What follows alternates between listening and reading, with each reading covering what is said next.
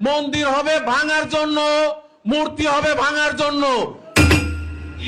ইন্দুর মরে, তেলাপোকা মরে, ছারপোকা মরে, পিঁপড়াগুলো মরে, জাদুর কাঠি, ম্যাজিক চক, দাগ কাটলে মরে। ভাষণ তো ভালোই দেওয়ার পারস, এই ব্যবসা করা পারস না, ধর্মের ব্যবসা করস কে? মন্দির মূর্তি সমস্ত কিছু ভাঙ্গা ফেলাবি। চুদ না, আমরা তো সূর্যদেবরও ভগবান মানি, আমরা 9টা গ্রহরে ভগবান মানি, আমরা জল ভগবান মানি, মা গঙ্গা, গঙ্গা যমুনা সরস্বতী সব ভগবান, আমরা গাছরে ভগবান মানি। এগুলা বাদ দিয়া একদিন চলে দেখা, এই যে হাওয়া চলতেছে না, বায়ু পবন দেব ভগবান মানি, একদিন নিঃশ্বাস বন্ধ করে থাক। হিন্দু ধর্মের প্রতি তোর এই চিন্তা ভাবনা রে আমার তরফ থেকে 14 বার, আর যদি দমে কুলায় তাহলে আরেকবার। আরেক বিয়াই কি বলছে শুনেন একবার। মুসলমানের কোরআন কারীম ছাড়া অন্য সমস্ত ধর্মগ্রন্থগুলো হইল লিটারেচার। কোরআন ছাড়া সমস্ত ধর্মগ্রন্থ লিটারেচার। ঠিক আছে, did you know Quran also an Arabic literature? আরবের লিটারেচার হচ্ছে গিয়ে কোরআন। নিজের দেশের কিছু আছে?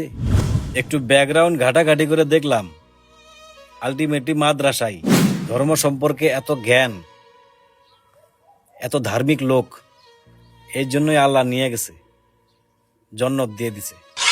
জায়গা মরে গেছে, তেমন কিছু বলার নাই, আত্মার শান্তি হোক, ভগবান ওনাকে ভালো রাখুক, সুখে রাখুক।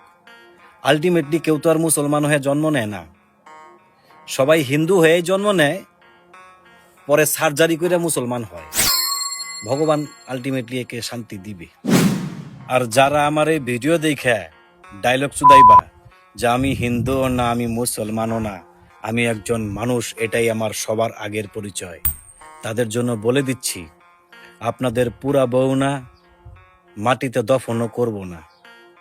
একটা আলাদা পদ্ধতিতে সাইন্টিফিক মতে আপনাদের পোঙা দিয়ে একটা শিক গুজা মুখ দিয়ে বাইর করে আপনাদেরকে রোদে টাঙায় রাখবো, আপনাদের শুটকি মাছ বানাবো।